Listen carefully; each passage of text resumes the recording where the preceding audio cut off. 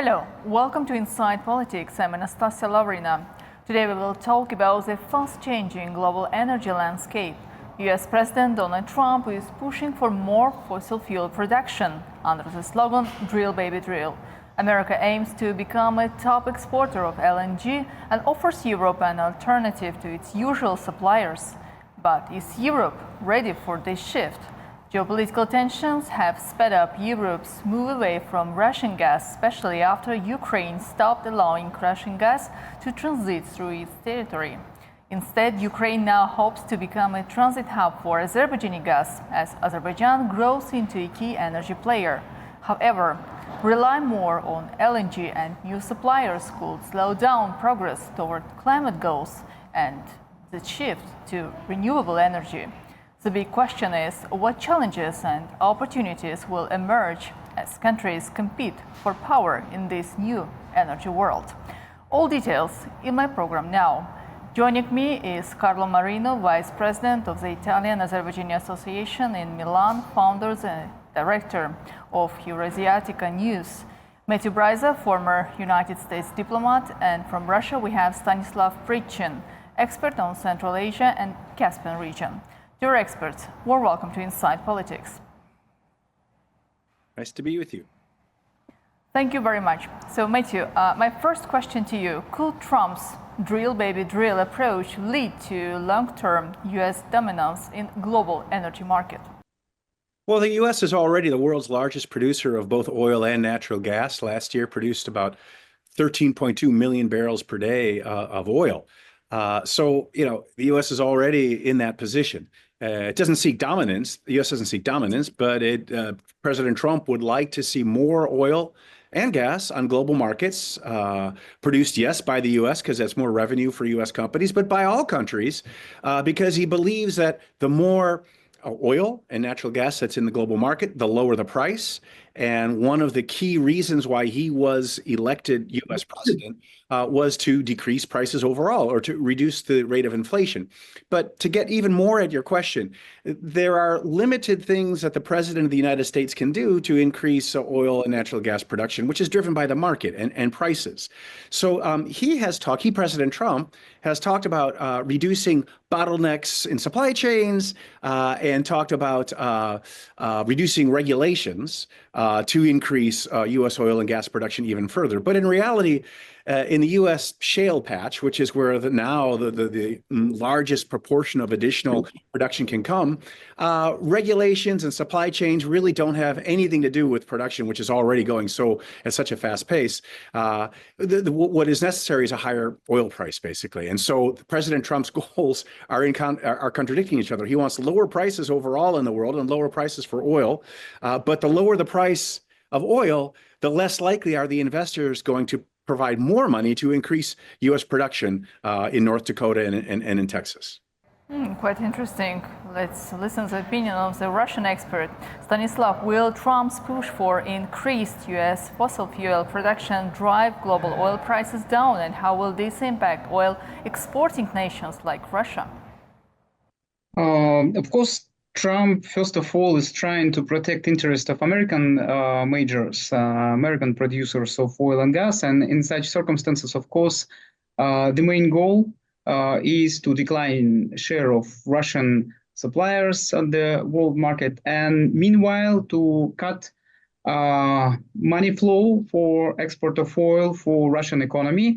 This instrument, from the point of view of Trump, will help Ukraine and its allies to have better negotiations position with Russia because of problem with this export of one of the main Russian export goods. So in such circumstances, of course, we can expect, especially in conditions of reparation of good relations between Saudi Arabia and United States, it might be some deal. And influence of OPEC Plus agreement might be not so effective for supporting level of oil and gas prices in the world. So from this perspective, if administration of Trump will try to use this instrument to affect, first of all, Russia. It might have some effects, but still, now we could see a lot of different sanctions against Russian companies, Russian tankers, Russian ships, Russian everything. But still, last year, export of oil was almost at the same level as it was in 2023 and 2022. It means that anyway, of course, some costs of export will increase for companies which will work in this area, but still there are a lot of opportunities for Russian experts to send and to sell its oil abroad. Quite interesting. We do understand the position of Donald Trump, who thinks about the revenues. It's also clear that Russian Federation may decide to have different markets for its future oil and gas export. But what about the countries that more rely on the import of fossil fuel, like Italy, for example? So, Carlo, how effective was Trump and can be Trump's administration in actually reducing Europe's dependence on Russian energy, especially given the complexities of long-term energy contracts and infrastructure limitations? Hello, I thank you very much for having me, and I am very interested in this subject because till now it is one of the most important strategic subjects we have. We have experienced after Ukraine that how vital is the supply of energy to such a country, such countries as Italy, which is not a supplier but a buyer. And we were lucky because we had the opportunity before 2022 to have a gasoduct trans-Adriatic pipeline where gas coming from Azerbaijan arrives directly to southern Italy. And but anyway, it is not sufficient. So Italy had to start buying gas also from United States at a higher price because it is liquid gas coming from directly from United States by sea. A few days ago, the Italian Prime Minister was in Saudi Arabia to sign a strategic partnership with Saudi Arabia. So these are all factors which are changing this scenario. We don't know if we can get again cheap gas also from Russia. And we are also studying the utilization of new nuclear power to produce energy. So this is the situation at the moment. The fact that energy is strategic and above all pipelines are strategic, that means that pipelines must be surveilled constantly in order to avoid hijacking of these fundamental infrastructures. Right, infrastructure that also needs and requires time and investments. Matthew, Volodymyr Zelensky said that Ukraine is ready to become a new transit hub for Azerbaijani gas. Do you think that it's possible for two countries to work in this new direction, and what is needed for that? Sure, Anastasiya, absolutely that's possible. It's the aspiration of both countries. I mean, Azerbaijan, while it maintains a good relationship with Russia, although lately there's been some fury in the interactions between the two countries after Russia shot down the Azal Airlines jetliner over Grozny. But in general, Azerbaijan has maintained good relations with Russia, as it's also been a supporter of Ukraine and its territorial integrity in response to Russia's invasion. So it's possible, but let's be honest here. Azerbaijan does not have excess natural gas production to be able to send via, it would be via Russian pipelines and then into Ukraine. It just doesn't have that production. It needs much more upstream investment, managed investment.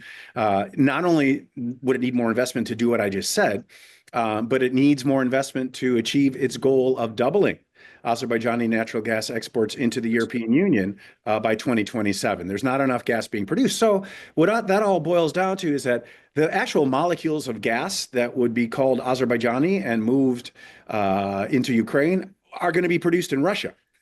And simply the title to or the ownership of those molecules would be changed at the border of Ukraine and Russia and be called Azerbaijani. So no, that's not a solution. It's a sort of a financial solution, but still the revenues of those sales would still be going back ultimately, or a portion of those revenues would be going back to Russia. And to go back to one of Stanislav's points, slight disagreement, the U.S. and Donald Trump doesn't want to limit Russian oil and gas deliveries to the global market. The Biden administration just wanted to limit the revenues by having oil sold below a $60 per barrel price cap. What Trump wants to do is reach a deal. Compel or persuade both Kyiv and Moscow to reach an agreement to end the war. And I think in the beginning of the administration, President Trump, well, he said he threatens to ramp up sanctions or tariffs on Russia to try to provide an incentive for President Putin to come to the table in good faith. But he'll also put pressure on Kyiv, right, with a threat to cut off military aid. So what Trump wants to do is what he called himself in his inauguration address, whether you believe it or not, is be a peacemaker. That's his main focus now, I think, when it comes to Russia and its energy flows into Europe. Stanislav, what will be your answer? Do you think that such kind of cooperation, energy partnership between Azerbaijan and Ukraine is possible? And who is going to pay for this new infrastructural development if it's needed? To be honest, this is a very, very strange deal if it will be achieved, but I don't believe it, because it's really just an attempt to cover supply of Russian gas. I fully agree with Matt about this.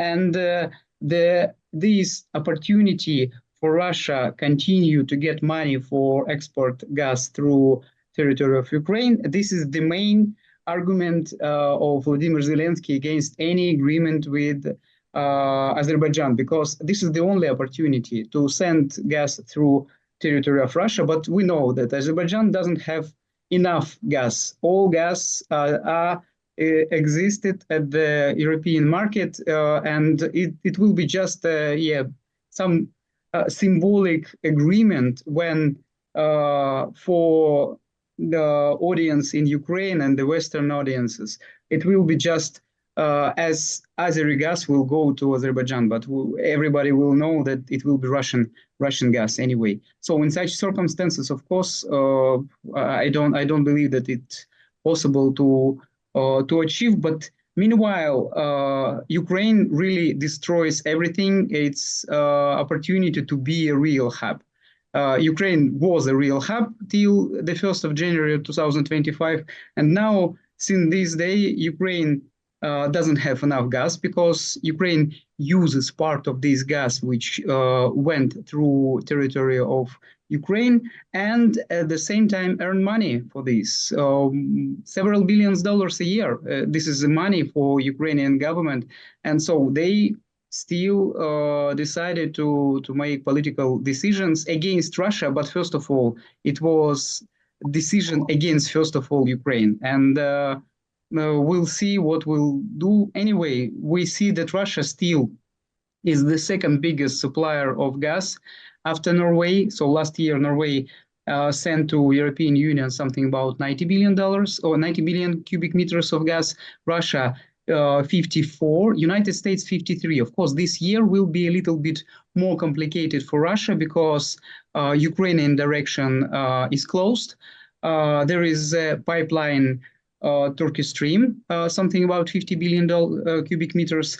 LNG increased last year, and this year I hope it will be increased. Still, we have pipeline through Poland, Yamal Europe pipeline, which politically was closed, and still we have one of four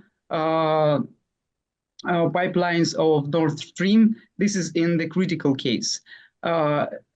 Europe happily had two very warm winters, and it helped them survive without opening new direction for Russian export. For future, we understand that LNG have a very limited capacity for increase, for especially for peak and for hot times when consumption increased drastically. Warm weather helped European Union survived, but so can imagine that one of next year might be cold enough for Russian gas consumption might be increased. And the question of opening pipelines which might be open, from my perspective anyway, will be on the agenda.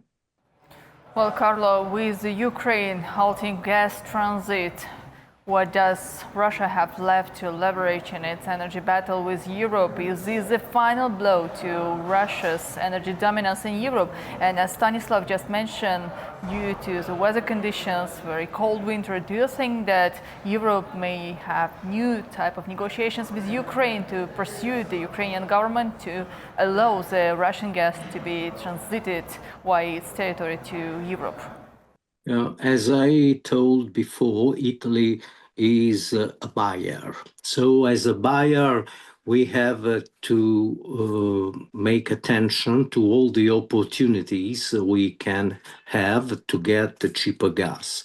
I think that the situation in Ukraine now it's very difficult because of the war. And after the war, if there's a peace, we hope as soon as possible, Ukraine must also rebuild the infrastructures. So I don't think it will be something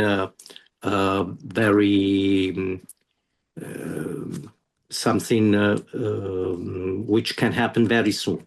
Yes, Matthew, one more important issue in this situation around new policy of Donald Trump with LNG export. We shouldn't forget about green energy transition and the intention of the European Union to move its energy policy towards green world. Do you think that this intention to have more oil on the world market can somehow affect the European policy?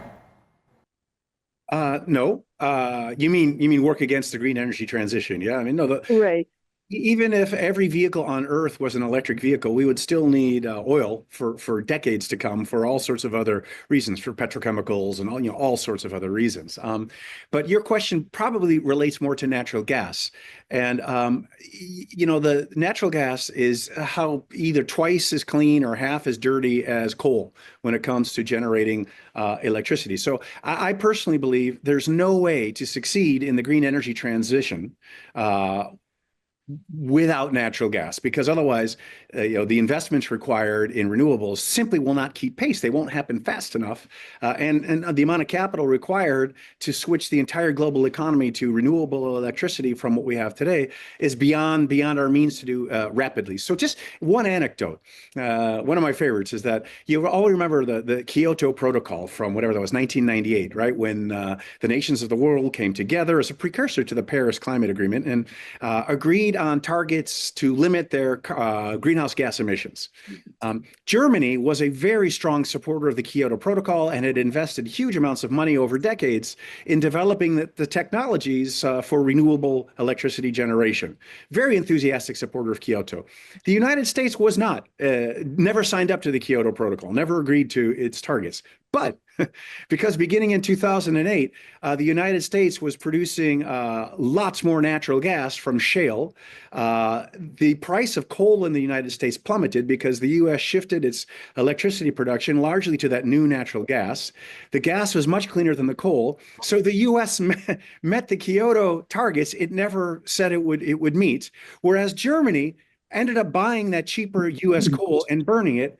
And Germany missed its Kyoto Protocol targets. So the point of all that is natural gas is much cleaner than coal. and will help with the green energy transition as we get enough investment money in the world from governments and private equity and private investors to finance all of those renewable energy technologies and their deployment that we need to get to the green energy transition. Stanislav, your opinion on this matter: did Trump's promotion of LNG exports undermine global efforts to combat climate change by locking in fossil fuel infrastructure for decades to come? I agree with Matt that comparing coal, oil, and natural gas is really one of the most cleanest fuel among all of these kinds. Even more cleaner is the nuclear power plant, but it's also, this is a particular question, especially today. And you see that losing pipeline infrastructure as the main instrument of supply gas to European Union, Russia now develops LNG project, and despite the fact that originally majority of Russian Arctic projects focused mostly on the East market, China, South Korea, Japan. Now we could see that more than the half of LNG production of gas in Russia was exported to European Union, and so it's still instrument, not even instrument. This is business. This is returning investment. So, and this is mutual beneficial cooperation between Russia and European Union, and even today still continues. Carlo, renewables, nuclear energy, green energy, LNG, fossil fuels. How do you think Europe can manage all of this at the same time facing some economic and political crisis in some countries like France and Germany, for example? So a few days ago, also the Minister of Energy in Italy said Italy is ready again for nuclear energy, because now there are very sure nuclear power plants, and so this can solve a lot in Italy. But we are also looking for new ways as nuclear fusion, which could change all the market of energy in the world, because as you know, nuclear fusion is different from nuclear fission. So it is a clean energy, and it is eternal. Chinese are very advanced in this field, and also United States. So this will be the next generation energy, I'd say. At the moment, we have to consider what we have in the scenery. So if we can get the clients producing gas, we buy. But also for oil is the same question, but you know, oil is going to finish too. So next generation will be the energy produced through nuclear fusion. This is my opinion. Matthew, and one more important issue to be discussed: the situation in the Middle East is changing so quick. The situation in Syria, latest political situation development there. Syria was an oil exporter in the decades prior to the civil war. Can Syria reclaim its position, and which countries may be interested to work with Syria in the future when it comes to oil development fields? Well, first of all, energy is one of the most important problems that Syria faces right now. It severely lacks energy supplies. And so its key partner looking forward is going to be Turkey. And Turkey has said it's, again, energy and transportation are the primary focal points for its efforts to help Syria reconstruct itself. Syria doesn't have a working refinery really right now. Its refinery is way outdated. It's operating, it's virtually closed. So it can't export refined product, but you're asking about crude oil exports.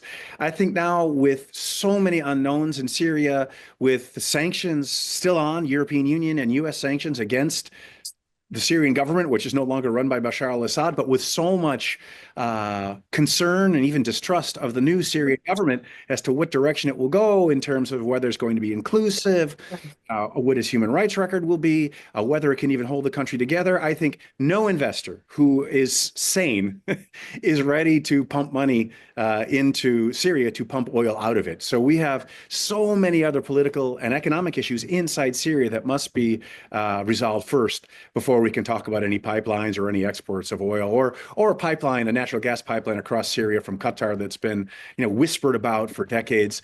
All of that stuff is premature until Syria itself looks like it's going to be a stable country. Stanislav, how Russia can react on the geopolitical changes in the Middle East. And just recently, Russia and Iran also signed the Comprehensive Strategic Partnership Agreement, where energy was also among the top priorities to work in the future. Russia is trying to use all opportunities in such circumstances. Of course, Russia didn't have enough free power to support Bashar al-Assad in Syria. And now, one of the main direction is increasing importance and strategic importance of relations with Iran. And one of the projects which discussed between two countries also is the gas pipeline from Russia through Azerbaijan to the Middle East. This is the quite ambitious project. On the one hand, it sounds like quite strange because Iran is the biggest owner of gas reserves. But at the same time, we know that north part of this country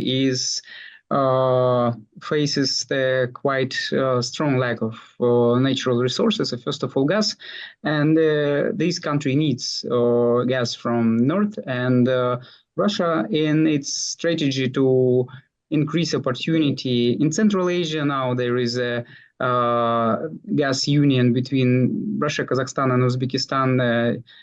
They restarted pipelines which constructed during the Soviet Union to send Russian gas to Kazakhstan and Uzbekistan and Kyrgyzstan and maybe in China in the future. And the same direction might be used in relations with Iran, sending their gas, because almost all gas which Iran produces, it's consumed itself. So this country needs more gas, and Russia can cover all these possible demands. Carlo, and my last question. We do see that Azerbaijan is being discussed in the future, possible projects with Ukraine, the projects between Russia and Iran, which can also have Azerbaijan on its line. Therefore, what are the expectations of Italy from Azerbaijan and existing infrastructure development? Expectations of Italy from Azerbaijan are very high. We are a strategic partner, so we continue to support Azerbaijan in supplying gas to Italy and also for other strategic matters. Azerbaijan is becoming a very important diplomatic and political hub in the Caucasus, also because of the neighborhood of Iran. And if we think that the new president of Iran is an Azeri origin person, so you can see this fact enhancing the influence of Azerbaijan on Iran, and also the good relationship Azerbaijan has with Russia. So Azerbaijan has a very important role, either in the diplomacy and in the energy production. So Azerbaijan has a very important future before. Well, dear experts, thank you so much for joining Inside Politics today. Thank you very much. And thank you, dear viewers, for watching Inside Politics. Do stay with A News and see you in the next edition.